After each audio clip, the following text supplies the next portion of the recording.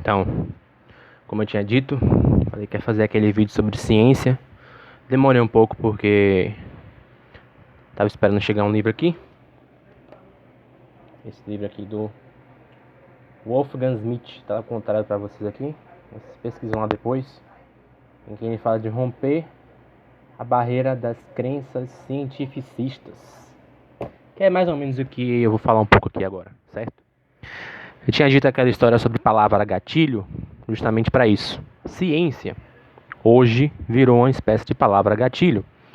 É uma palavra que qualquer discussão, qualquer opinião que você defenda, por pior que ela seja, se você colocar dizendo dizem estudos, ou colocar ciência lá, todo mundo vai se dobrar os joelhos e vai achar lindo e maravilhoso, né?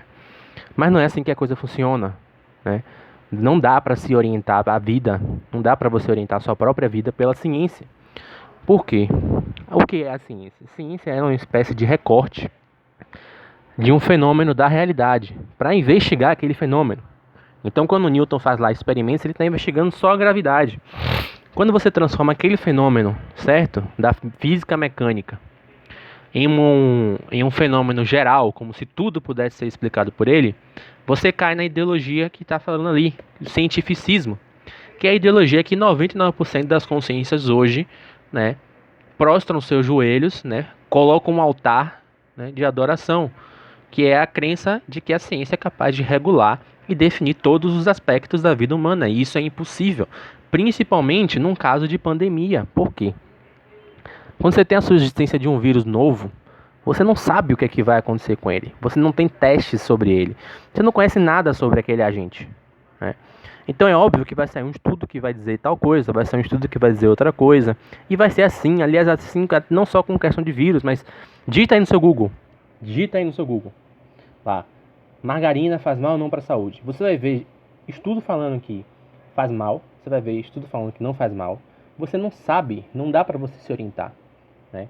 Quando você rompe essa noção, você deixa de se orientar justamente pelos ditames mais tradicionais, obviamente, e começa a se orientar por uma ciência que não dá para dar uma definição geral das coisas, porque ela é mesma, na própria definição dela, é um recorte das coisas.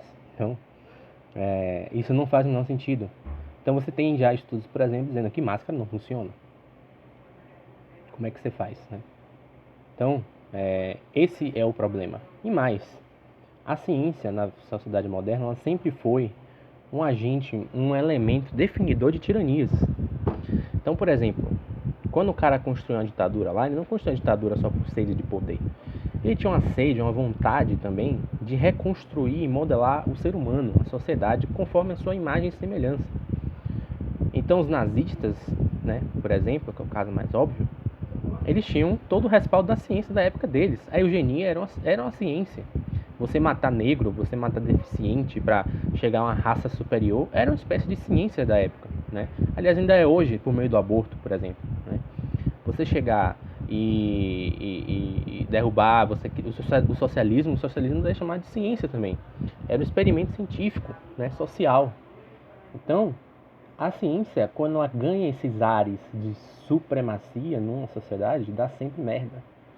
Porque as pessoas, é uma coisa que dá um grau de autoridade, porque você fala ciência, as pessoas pensam logo naquele cara com jaleco branco, testando um monte de coisas dentro dos potinhos lá, né, do Hermeleia, né, enfim, usando seringas, fazendo aqueles potes saindo fumaça, assim, sabe? Eu já trabalhei em laboratório, tudo isso é fetiche, porra.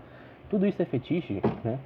Você tem aquela coisa toda, aquela pompa, mas essas coisas geralmente se fazem ali muito simples. Não sei se quando são laboratórios assim muito avançados, tipo, né, Harvard, MIT. Então, isso é fetiche da cabeça do brasileiro que ama título, ama pose, entendeu?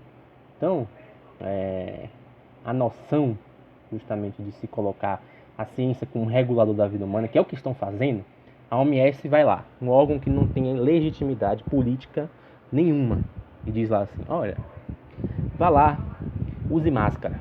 Aí daqui a pouco eles, olha, não use máscara. Vá lá no site da OMS, não sei o que eu estou dizendo. No site da OMS lá, o eles lançaram nota recente falando que máscara não adianta em nada. Então você não consegue, você tem que buscar o quê? Você tem que buscar a informação mais tradicional. Como é que o pessoal se cuidava, se curava, ou se curava não, se cuidava de uma doença, né? Evitava a propagação da doença antigamente. As coisas mais simples, todo mundo sabe. O hábito de higiene básico, se alimentar direito, fazer exercício físico, dormir direito, né? É uma coisa simples, né? E muitas vezes vai em contra a outros princípios da própria ciência. Agora mesmo estava discutindo num grupo sobre a questão da hidroxicloroquina. O que eles estão fazendo com esse remédio é uma coisa absurda, né? A CNN postando lá um vídeo falando assim, olha, eles fazem assim, a manchete, porque sabe que 99% do leitor do Brasil é leitor de manchete. Aí bota lá, estudos comprovam que hidroxicloroquina não funciona. Aí a pessoa lê a manchete e vai dizer, realmente, né, eles estão certos, né? Estão falando coisa, é algo validado, né? Aí você abre a notícia, aí o que é que você vê lá? Falando, um grupo de pesquisadores descobriu-se que, aplicando-se altas dosagens do remédio, você causa mais problemas e não resolve a situação e a pessoa morre. Mas isso é óbvio, isso é um princípio da medicina, você não pode aplicar nada em altas dosagens, né? É até aquele famoso ditado popular, né? Tudo que é demais faz mal, né? Ou seja, você não pode aplicar nem água em altas dosagens, você mata o cara sufocado. Você inunda o pulmão dele e ele morre asfixiado. Nem água. Quem dirá um remédio, uma fórmula. Então, é outro problema que envolve a ciência hoje, que é o quê? Lobby financeiro.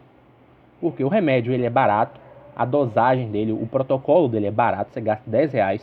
O segundo protocolo mais barato, se não me engano, é o que tem a Anita ou Ivermectina, que são remédios para verme, que são uns R$15 mais ou menos. Com esse valor você cura um paciente e evita usar UTI, certo? E o outro é o Redensivir, que é muito caro, é mais de R$100.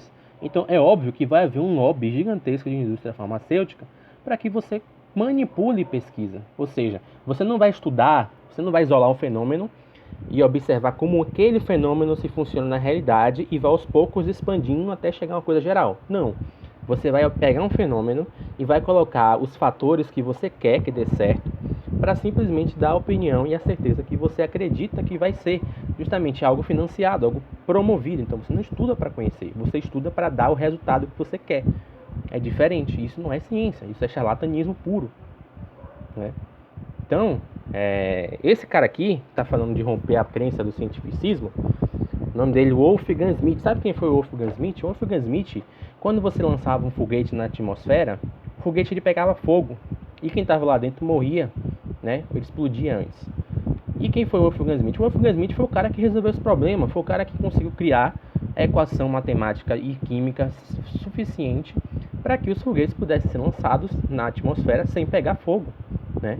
E o cara aqui está batendo na mesma coisa que eu estou falando aqui. O que eu estou falando aqui não é algo anticientífico, não, pelo contrário, eu estou defendendo a ciência como ela tem que ser, né? Mas as pessoas hoje estão tão anestesiadas por conta da palavra gatilho, né? Por conta do efeito psicológico que a palavra ciência causa nas nossas mentes, que simplesmente elas não conseguem mais assinar. Me diga o que é que tem de científico em você pegar, ó. O que é que eles falam? Ó, você tem que ter isolamento social. Beleza, você tem que se isolar, você tem que ter um espaço de 2 metros das pessoas, certo? E aí o que é que eles fazem? Eles fecham estabelecimentos. Pelo amor de Deus, o que é que há de científico nisso? Você fechar estabelecimento, certo? Você vai concentrar uma quantidade de pessoas muito maior em um estabelecimento só. Eu fui no mercado aqui agora, mercado grande, o maior que ele seja está lotado. Por quê? Os menores que deveriam estar abertos estão fechados. E aí o que acontece? As pessoas deixam de ir naqueles menores que muitas vezes são mais próximos de suas residências e acabam indo no mercado. E aí você enche de novo. Ah, tem que ter isolamento, distanciamento social. Beleza, aí o que é que faz? Reduz a frota de ônibus. Ou faz idiotice daquele jumento lá do prefeito de São Paulo, falando de fazer rodízio. Aí você faz rodízio, a pessoa deixa de ir no carro dela, onde ela está de fato isolada, sozinha, né? Com a janela aberta e tudo mais, para circular o ar.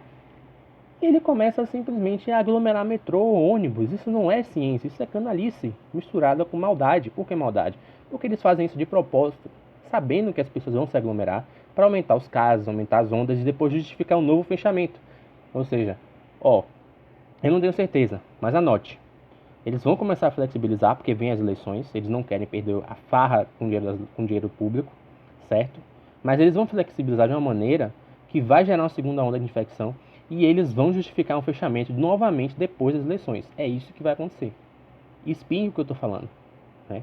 Pode ser que eu esteja errado também. Pode ser que esses caras aí, sei lá, a Polícia Federal chegue neles antes aí, vejam fraude, sejam presos, essa coisa acabe de outra forma. Mas se continuar da forma que tá, o cenário é esse. Eles vão prender todo mundo dentro de casa.